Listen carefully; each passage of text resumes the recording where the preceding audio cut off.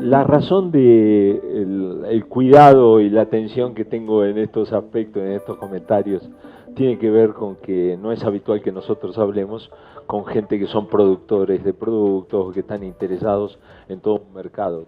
No es mi métier, a lo sumo en alguna oportunidad he hablado sobre este tema con pacientes o en relación a la industria farmacéutica, pero nunca a productores de alimentos. Sí creo que alguna vez la gente de Acela me ha llevado a esa circunstancia.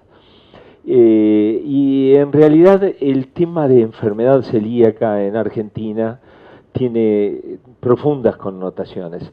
La historia de la enfermedad celíaca moderna empieza en 1888, donde un pediatra inglés, Samuel G., hace la descripción muy realista de lo que era la enfermedad celíaca, y en ese momento le ponen el nombre de Spruce celíaco, porque había una tendencia muy grande a considerar que Holanda era uno de los países donde más enfermos con estas características existían, y un hecho muy particular era que tenían lesiones aftoides en la boca, se le lastimaban con esas ampollitas tan comunes que suele ocurrir en muchos de los individuos, y eso en holandés se llama sprue, y sprue celíaco, celíaco viene del griego, la enfermedad había tenido un antecedente muchos años antes, 2000 y pico de años antes, de una descripción clínica por aleteo de Capadocia en el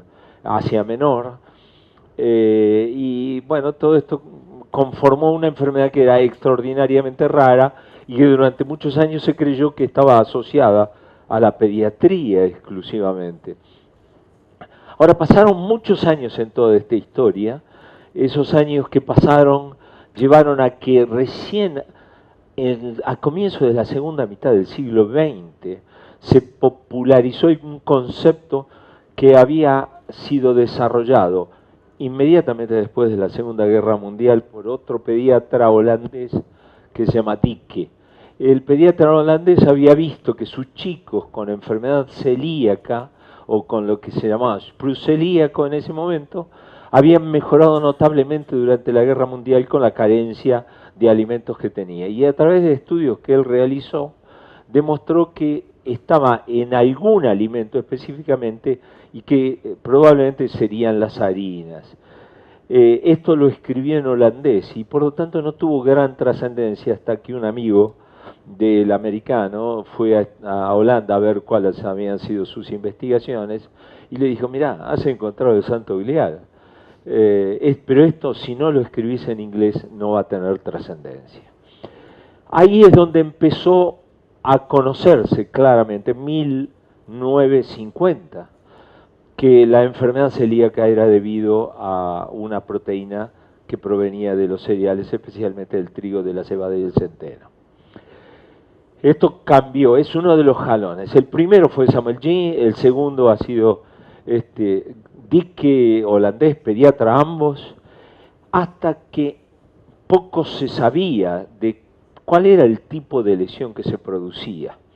Y resulta que unos argentinos muy interesados, en ese momento muy famosos, desarrollaron a través de lo que solemos hacer los argentinos, una conjunción de elementos comunes y alguno más sofisticado, una cápsula de biopsia que habían adaptado de una cápsula que existía en el estómago en una época donde no había endoscopía.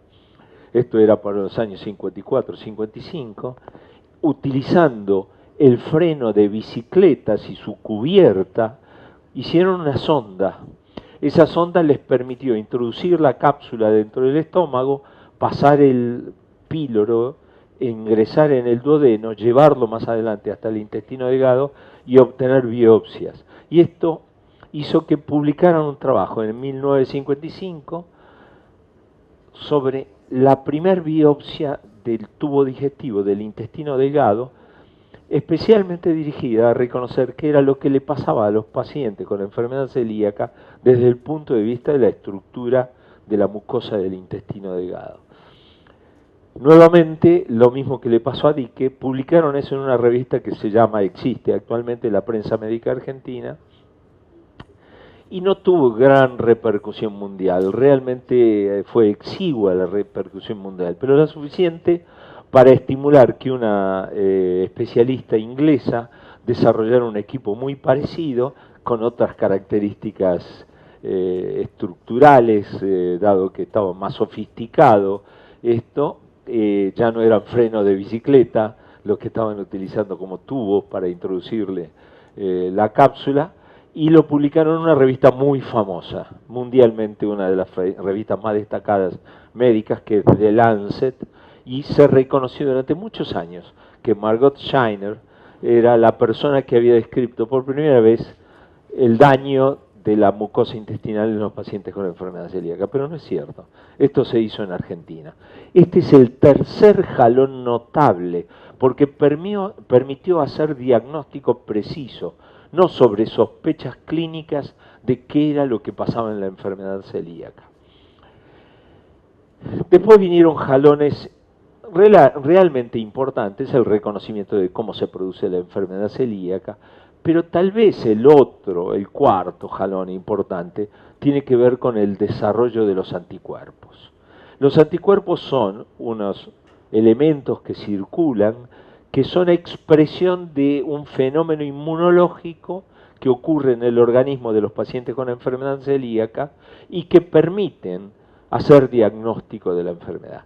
Son anticuerpos muy sensibles y específicos de enfermedad. Y es la única enfermedad inmunológica de todo nuestro organismo que tiene elementos tan sensibles y específicos que permiten orientar al conocimiento del desarrollo de la enfermedad. Y desde que empezaron a aparecer los anticuerpos, la cantidad de individuos que diagnosticamos es notablemente superior. Notablemente. Esta explosión que todos ustedes conocen en cuanto a la cantidad de pacientes con enfermedad celíaca, esto es lo que dice comúnmente la gente, que la enfermedad se empezó a conocer ahora. No. La enfermedad se conoce desde hace más de 2000 años. Lo que pasa es que tenemos mejores herramientas para diagnosticarla. Bueno, esto es lo que ha ocurrido a partir del desarrollo de los anticuerpos o del reconocimiento de los anticuerpos específicos de la enfermedad celíaca. Parecería que la historia termina ahí, pero nuevamente Argentina hace un aporte adicional. A partir de una investigadora santafesina, y como consecuencia de que un alemán muy famoso había determinado cuál era el factor preciso que generaba que esta enfermedad fuera considerada una enfermedad autoinmune, de autoagresión del organismo, ella logró determinar que se podrían detectar anticuerpos nuevos que resultan ser tan o más sensibles y de de extraordinaria utilidad cuando se los combina con unos anteriores para el diagnóstico de la enfermedad celíaca.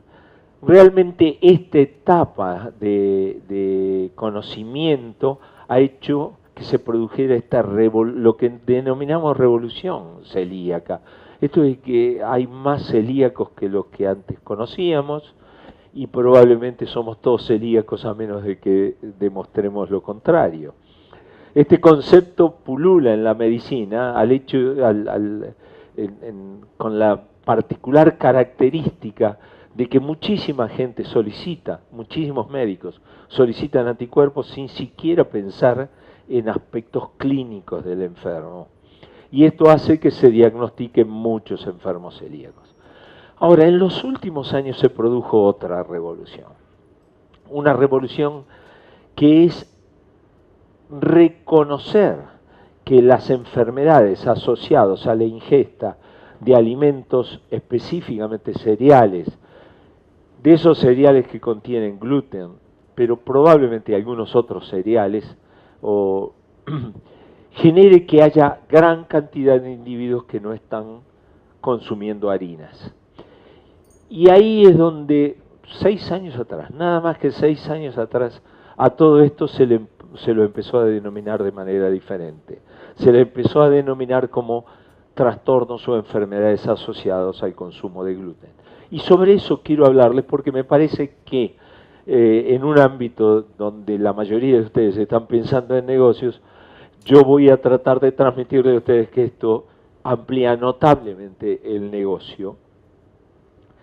Y ese es el tema. ¿Hacia dónde vamos hoy en 2018? Y yo voy a hablarles de un caso paradigmático.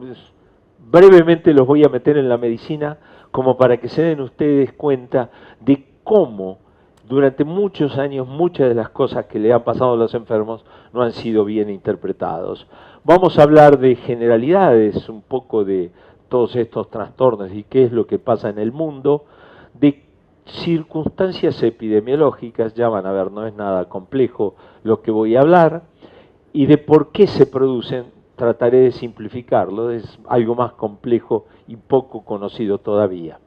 Esta era una paciente de 32 años, una chica de muy buena preparación intelectual, que ejercía un cargo gerencial en una empresa muy importante, que llevaba más de 8 años de hinchazón abdominal, distensión, ruidos en la panza, bajo peso, fatiga, notable fatiga, había sido deportista y no podía hacer absolutamente nada, alternaba diarrea y constipación y tenía una muy discreta anemia, bajos glóbulos rojos. Y durante esos 8 años pasó por muchos médicos y cada uno de los médicos o reforzaba un diagnóstico anterior o realizaba un diagnóstico nuevo, y había pasado porque era considerada absolutamente estresada, porque tenía un síndrome de intestino irritable, porque tenía alergia o intolerancia a la leche, alergia e intolerancia alimentaria sin especificaciones. Dado que era muy inteligente y tenía amigos muy inteligentes, se metieron mucho en internet y dijeron, mira, lo que vos tenés es enfermedad celíaca. Esto es exactamente igual. Lo que vos comentás pega exactamente con la descripción de los síntomas de la enfermedad celíaca. Motivada por esto, ella hace una dieta libre de gluten, DLG, dieta libre de gluten, por un mes, y advirtió una mejoría extraordinaria, muy franca. Volvió a su médico y le dijo, viste, vos me decís que yo no soy celíaca, yo te lo he preguntado muchas veces, me decís que no soy celíaca, y no me haces ningún estudio para eso. Y este médico joven le recetó unos anticuerpos que son muy viejos en términos de esta era, esta historia acotada de la enfermedad celíaca, pero se remonta a muchos años, que son los anticuerpos antigliadina IgA, que es lo que le menciono. Y tenía niveles 7 veces por encima, perdón, 3 veces y medio por encima del valor considerado normal, el valor superior de la normalidad. Y dijo, opa, puede ser celíaca. La lleva a realizarse biopsias duodenales. Hoy el procedimiento no es ese que describí de los años 50, sino es un procedimiento endoscópico absolutamente inocuo a pesar de las últimas historias. Y lo que demuestra la biopsia duodenal realizada por endoscopía es que es normal. Tengo miedo de equivocarme con los botones. Bueno, tratamiento. Me viene a ver después de toda esta historia de chica y me dice, mira, yo vengo a que me confirmes el diagnóstico, yo estoy convencido de que no tengo enfermedad celíaca, pero por más que me digas que no tengo enfermedad celíaca, nunca en mi vida voy a dejar la dieta libre de gluten porque me siento como no me sentí nunca hasta ahora en los últimos 8 años. Esto se combina con una cantidad de cosas, y esta es la cantidad de gente más notable que está haciendo dieta libre de gluten, a pesar de que no tienen diagnóstico de enfermedad celíaca. Y si ustedes quieren, pueden agregar una cantidad de jugadores de fútbol, de rugby, que están haciendo en este momento dieta libre de gluten. No solo es Messi el que lo están haciendo, no solo son estos actores o Bill Clinton, como ven ustedes ahí. En realidad muchísima gente en el mundo está haciendo dieta libre de gluten. Tal vez uno de los empujones más fuertes que a esta propuesta de realizarla de Djokovic alrededor de 7 años atrás, donde él dijo que logró un rendimiento que lo llevó a ser número 1 en el mundo a partir de la realización de una dieta libre de gluten. Sabemos nosotros que él no es celíaco. Esto es claro, pero esto es lo que él mencionó y eso le dio un impulso notable porque fue motivo de numerosas publicaciones en medios populares, medios comunes, revistas, libros sobre la dieta libre de gluten, etc. Al punto que entre el 42 y el 46% de los deportistas de élite de Europa están realizando una dieta libre de gluten porque creen que mejora su performance física. Hola. Sí.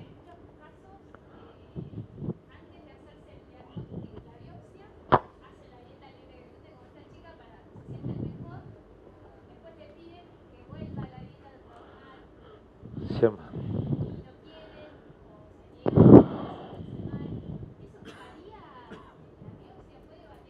Sí, sí, sí, sí, claro. En realidad, todo lo que les voy a contar ahora de tanta gente que está realizando dieta libre de gluten es un tremendo embrollo para el diagnóstico. Al médico nos trae un problema porque nos está alejando al paciente de la posibilidad de realizar tratamiento. Diagnóstico concreto. Porque van a ver ustedes que hay distintas entidades con distintas indicaciones y distinta rigor en cuanto a la dieta libre de gluten. Esto es muy importante la pregunta, pero pensaba dedicarlo más adelante. Vamos a mirar esto que es una estadística, proviene de Estados Unidos, y van a ver todos ustedes una curva de, sirve y para ustedes que son gente que está interesada en el negocio de los alimentos libres de gluten y alimentos orgánicos en generales, van a ver ustedes una curva amarilla que va descendiendo progresivamente, que consiste en dietas en bajo contenido de hidratos de carbono. Van a ver una línea roja que tiene variaciones, pero se mantiene bastante estable a lo largo de años. Esto proviene de un informe de Reuters, esa agencia de noticias que tiene un área médica profesional y donde hace todas estas evaluaciones que se extienden aún a 2017 y estimaciones de 2018. La línea roja representa a lo que es la dieta baja en contenidos grasos, que se mantiene estable. Esto lo que representa es el gasto en dinero en Estados Unidos por la realización de este tipo de dietas. Y ven esta línea azul que va progresivo ascenso, que constituye lo que se gasta en Estados Unidos por consumo de dietas libres de gluten en año tras año. Y como ven, existe un incremento progresivo y hoy se gasta mucho más por dietas libres de gluten o alimentos libres de gluten que por alimentos bajos en hidrato de carbono o bajo en grasas. La circunstancia es que el crecimiento del mercado de Estados Unidos ha sido notable. Aproximadamente es entre el 25 y 28% anual, como figura ahí, y lo que se estima que se va a gastar en Estados Unidos por alimentos libres de gluten comercializados y comprados por la población es de alrededor de 7.000 millones de dólares para este año 2018. Ahora, aquí viene tal vez uno de los rasgos más importantes. Hay indicaciones médicas y no médicas. Y sobre esas indicaciones médicas y no médicas vamos a ir deambulando en esta charla. Se considera que en Estados Unidos hay entre 3 millones y 3.300.000 celíacos, de los cuales menos del 10% o alrededor del 10% están diagnosticados. Por lo tanto, hay una gran cantidad de celíacos que no están diagnosticados en Estados Unidos, como 90%, más del 90%, como en nuestro país y en otras partes. Y además se ha visto que muchos de los individuos están consumiendo una dieta libre de gluten por trastornos probablemente asociados al gluten, como alergia o sensibilidad al gluten, el síndrome de intestino o colon irritable, el autismo o los trastornos de atención, déficit de atención, y además, esto debería ser muy remarcado, porque hay un concepto muy generalizado de que es una moda saludable. Así como todo, cuando hay una acción, hay una reacción. Y hay quienes están tratando de mostrar que hacer una dieta libre de gluten no constituye una moda saludable cuando el individuo no es celíaco, no requiere precisamente la dieta libre de gluten. Bueno, tanto como que esto es una moda saludable, a como que el otro concepto opuesto de que es una moda no saludable, no tiene evidencias clínicas. Y esto, ninguna de las dos posiciones tiene evidencias médicas. Por lo tanto, quien quiere hacerla puede hacer, porque no parecería que esto vaya a afectar el futuro. Pero bueno, en todo siempre hay dos posiciones extremadamente opuestas. El uso de lo que se llama inhibidores bomba de protones, omeprazol, hay una escuela que demuestra la gran efectividad que tiene la medicación, y otra que está tratando de destruirla diciendo que produce efectos secundarios, y la verdad, todas las evidencias que muestran para demostrar esto son evidencias desde el punto de vista científico tan débiles que no logran o no van a lograr, por lo menos con estos hallazgos, cambiar las indicaciones adecuadas. Bueno, con esto, con el azúcar, con los edulcorantes sintéticos, más o menos existe la misma situación. Esta historia, como le digo, es muy reciente. Ya la enfermedad celíaca la conocemos de mucho tiempo, pero hay 4 estudios, más que estudios consensos que hemos participado, los que nos consideramos expertos en enfermedad celíaca, que son estas 4 publicaciones que empezaron en 2012 y se extendieron hasta el 2016, es una quinta, ahora en el 2016, que tratan de marcar los conceptos en la evidencia científica que existe.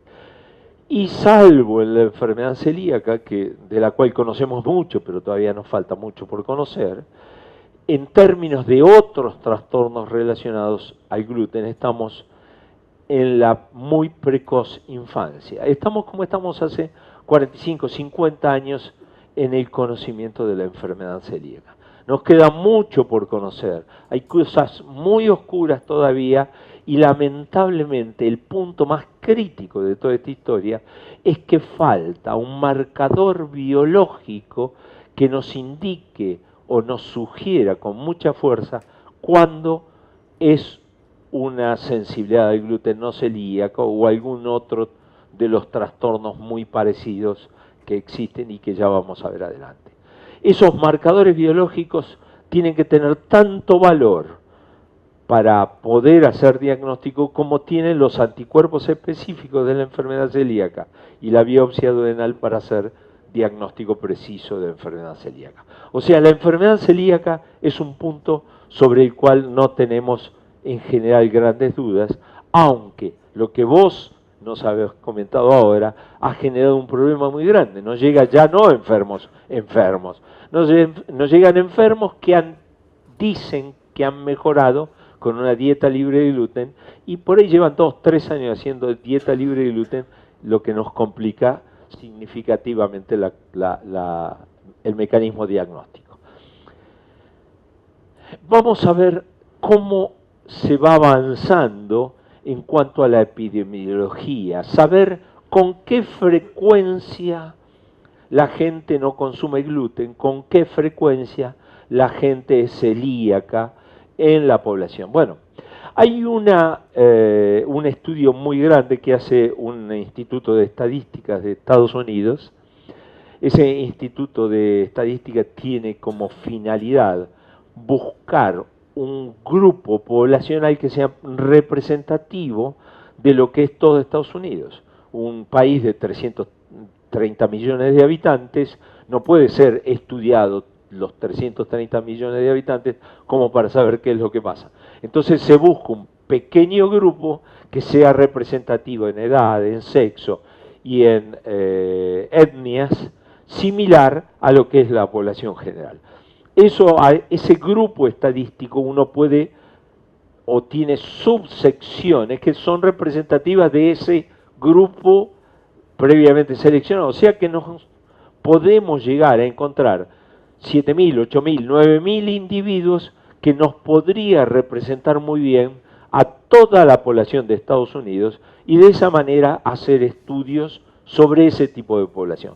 Así que en parte algunos de los conceptos que le voy a dar es qué es lo que está ocurriendo en el conocimiento en Estados Unidos, un país que hasta hace 15 años no sabía que tenía enfermedad celíaca, ni siquiera esto de la sensibilidad al gluten no celíaca.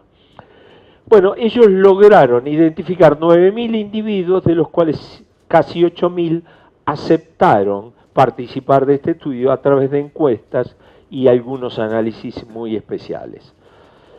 Esos casi 8.000 individuos fueron testeados, evaluados por lo que se denomina la serología específica de la enfermedad celíaca, la búsqueda de anticuerpos específicos de enfermedad celíaca.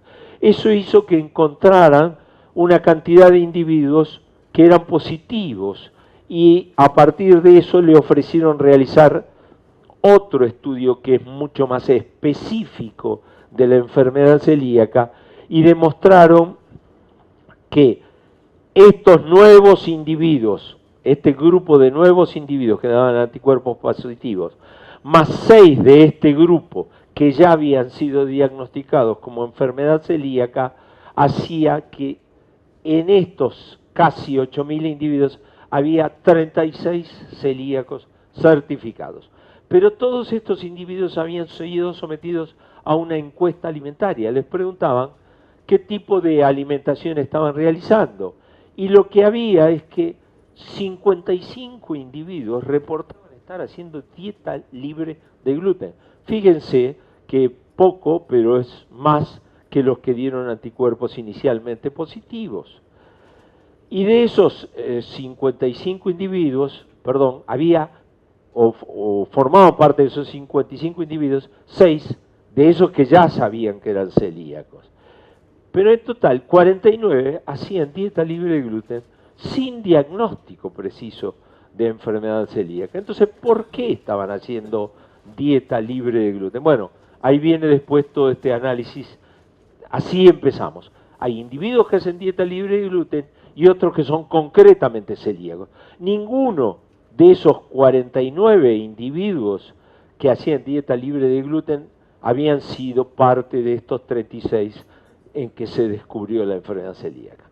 La consecuencia de este primer estudio publicado en 2012 es que la prevalencia de enfermedad celíaca para Estados Unidos es de 0.7%. Muy similar, como van a ver ahora, a lo que ocurre en Argentina. Y el consumo de dieta libre de gluten, de los cuales, un detalle, muy pocos, menos del 10%, son los realmente diagnosticados como enfermos celíacos. Por lo tanto, la prevalencia en la población general es del 7% cuando uno hace un estudio específico, pero ya diagnosticados eran menos del 10%. Y la otra consecuencia de este estudio es que casi 0,7%, un poquito más de 0,7%, estaban realizando dieta libre de gluten sin ningún diagnóstico antes y durante el estudio de que fueran celíacos. ¿Qué pasa con la prevalencia global de la enfermedad celíaca? No está estudiada en todos los países. Algunos países son los que tienen algún grado de grisado, son países donde se ha estudiado la enfermedad celíaca. Pero, por ejemplo, disculpen, lo que van a ver aquí es China, Hoy se reconoce que la prevalencia de enfermedad celíaca en el noroeste de China es muy alta. No llego. ¿No eran 40 minutos que tenía? Bueno, sí.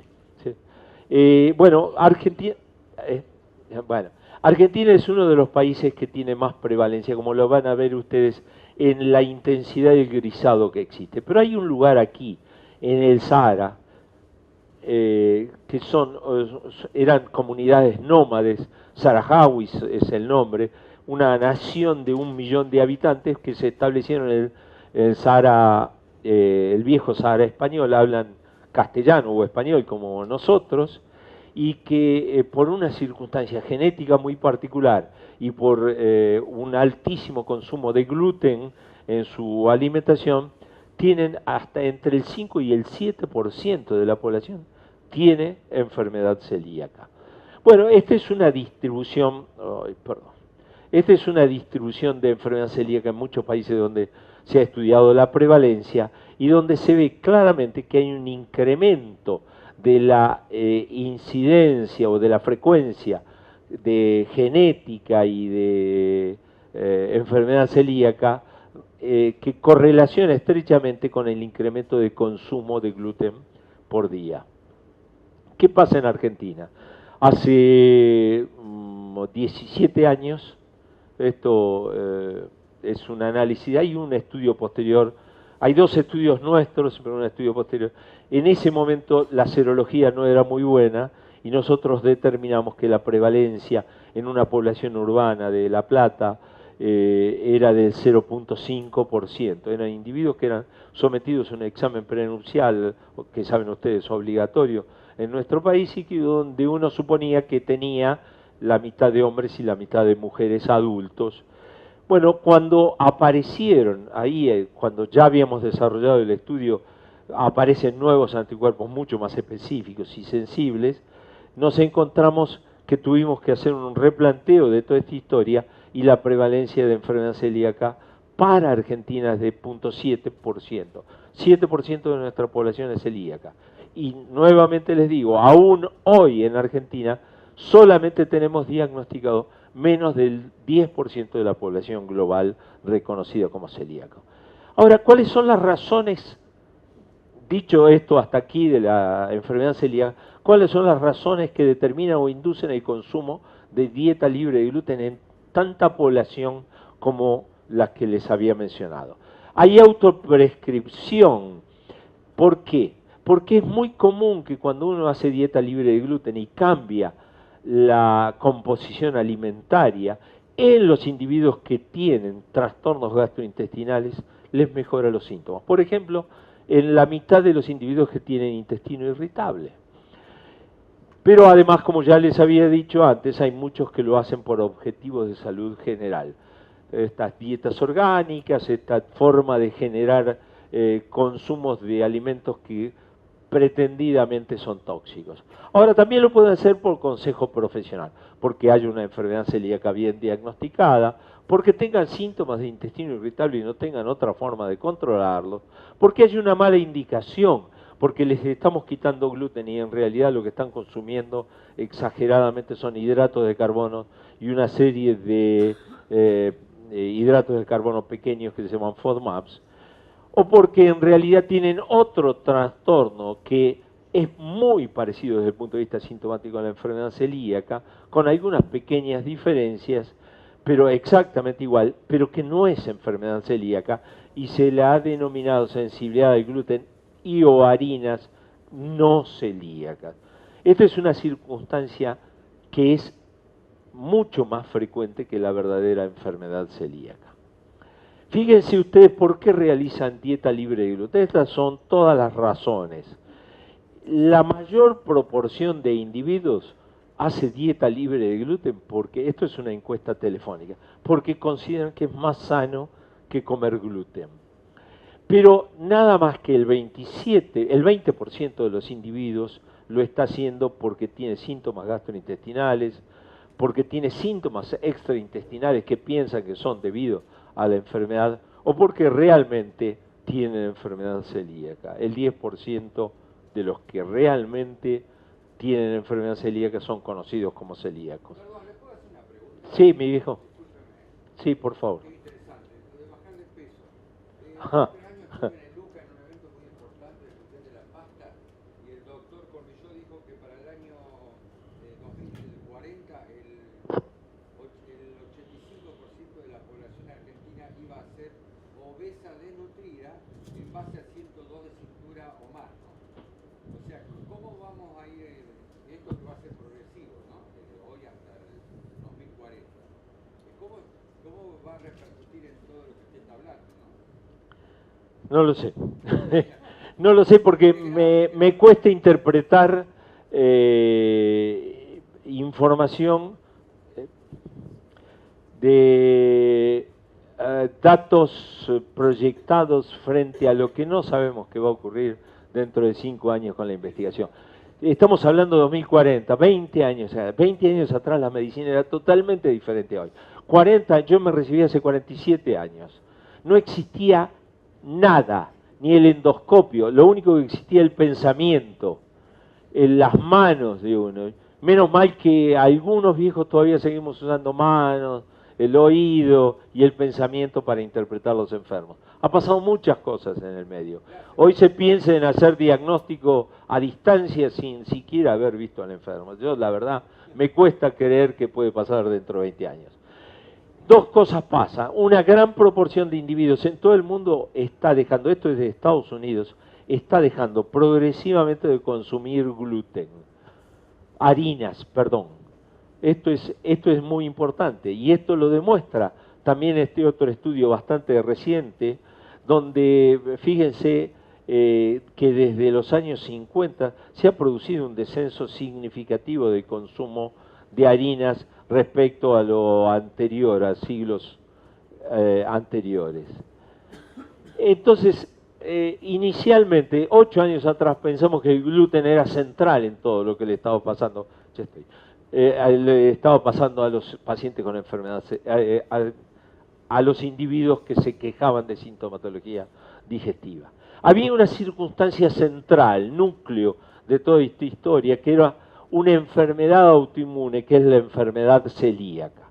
Otra circunstancia que podría tener que ver con la alergia a los alimentos, mediada por sí y no, porque hoy se sabe que hay alergia no mediada por una proteína que se llama IgE, que se las denomina alergia al trigo. Por suerte, una circunstancia absolutamente infrecuente. Más frecuente en chicos que en adultos, pero en adultos es una cosa absolutamente infrecuente que puede condicionar la vida del paciente en algunas circunstancias, y una condición inmunológica, ni autoinmune ni alérgica, que creímos que se llamaba sensibilidad al gluten no celíaca. ¿Cuál era la prevalencia de la alergia al trigo? 1 en 10.000 individuos, 1 en 1.000. Hay mucha discusión porque nosotros los gastroenterólogos consideramos que los alergistas no utilizan mucho la evidencia científica ni el método científico para estudiar.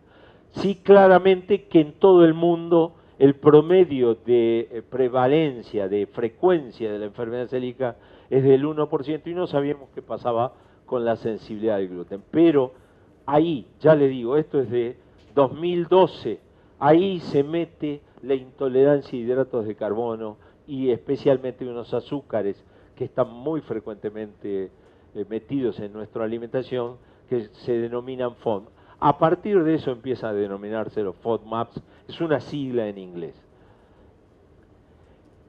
Vamos a ver este detalle que es un análisis más exhaustivo de la prevalencia del autorreporte de los pacientes que dicen que el consumir dieta libre de gluten les hace mejor. Y fíjense que hay estudios hechos, en varias partes del mundo, y desde Inglaterra, Argentina, Italia, Estados Unidos, y la prevalencia de los individuos que dejan de consumir gluten es muy variable. En Inglaterra el 12% de la población, por lo menos así es reportado por un autor muy reconocido, o Carroccio en Italia, 12% de la población no consumen gluten. A Argentina, que hay un estudio publicado en Santa Fe de 1.2% de la población, que probablemente bastante relacionado con la realidad de lo que está ocurriendo. Bueno, y la prevalencia de enfermedad celíaca, como lo muestro aquí, es similar en casi todos esos países que he utilizado. O sea, hay muchos más individuos que no están consumiendo gluten por propia decisión. Y la enfermedad celíaca parece estar estancada en su prevalencia, no está aumentando. Aumentó algunas décadas atrás en forma notable, pero los individuos que no están consumiendo gluten siguen aumentando en forma notable, de acuerdo a esa encuesta de Estados Unidos que yo les había mencionado anteriormente. Ahora, ¿cuántos de esos individuos que hacen dieta libre de gluten son verdaderos, de acuerdo a un método establecido en uno de nuestros estudios, para detectar si son sensibles al gluten no celíacos? Es un método de investigación del paciente para aplicación clínica, que es este que se denomina doble ciego, estudio doble ciego con desafío con gluten. Fíjense ustedes que de los que hacen dieta libre de gluten, una mínima proporción, entre el 5 y el 34% de ellos, en realidad son verdaderos sensibles al gluten no celíaco. Y ya termino. Voy a cortar con este diapositivo. Recuerden que el 42%, hay quienes dicen que el 64% de los individuos atletas de élite de Europa están haciendo dieta libre de gluten. ¿Y por qué lo hacen? La mayoría dicen, fundamentalmente, es porque les mejora el rendimiento físico. Ustedes deben recordar a Messi, cuando todo el mundo se preguntaba qué le ocurría, que se iba al costado de la cancha y vomitaba. Bueno, todo el mundo decía, ¿qué le pasa? Tiene reflujo, tiene... Bueno, un médico italiano le dijo que era sensibilidad al gluten no celíaco. Nosotros, bueno, aquí hay gente que pertenece al mismo club de rugby que tenemos dos, un entrenador y un jugador que responden muy bien a la dieta libre de gluten porque tenían mucha sintomatología y no en términos de rendimiento, aunque uno está jugando en muy alto nivel al rugby. Bueno, esto lo inventó Djokovic y esta es la realidad. La pregunta es, ¿por qué es esto? ¿Consumen ellos dieta libre de gluten porque tienen más alta performance, más alto rendimiento cuando consumen dieta libre de gluten? La historia que nos vendió Djokovic es un efecto de creencia, digamos, están convencidos de que porque están haciendo eso se sienten bárbaros, o es realmente porque hay algún efecto indirecto que no tiene que ver con nada de esto, que es una alteración de la permeabilidad intestinal, que ahí está sintetizado en PI, el factor determinante. La realidad es que existe un solo estudio en el mundo, esto es evidencia científica, obviamente habrá que confirmarla, pero es evidencia científica, donde evaluaron enfermos antes de iniciar dieta libre de gluten, deportistas de élite, antes de iniciar dieta libre de gluten y después de la dieta libre de gluten, y midieron su capacidad de esfuerzo, de trabajo físico. Y como ven ustedes, esta línea horizontal demuestra que no mejoran su rendimiento a pesar de la dieta libre de gluten.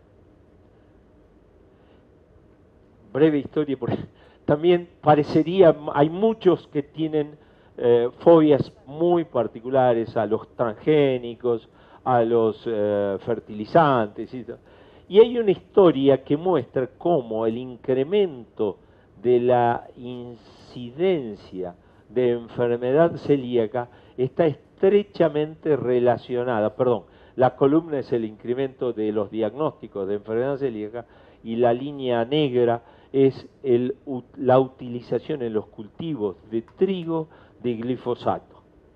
Y ellos están convencidos, bueno, las modas funcionan de esta manera, están convencidos que perfecto alineamiento de los dos factores que se están realizando es lo que determina que nosotros veamos hoy individuos con enfermedad celíaca con mucha más frecuencia o individuos que consumen dieta libre de gluten con mucha más frecuencia. Un segundito, termino,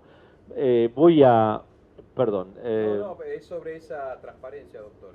Es sobre la sí, transparencia. Sí, yo la tengo presente, pero si no, no voy a terminar.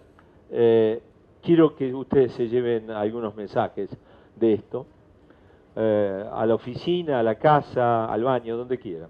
Llévense los mensajes. Hay una alta prevalencia de individuos que restringen el consumo de harinas, especialmente porque creen que el gluten es el factor determinante.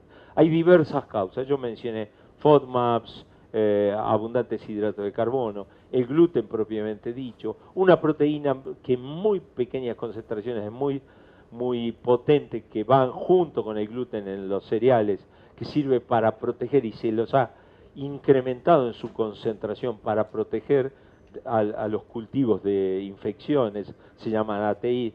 La prevalencia global de la enfermedad celíaca es del 1%, pero solamente el 10% de todos esos que son celíacos los tenemos diagnosticados.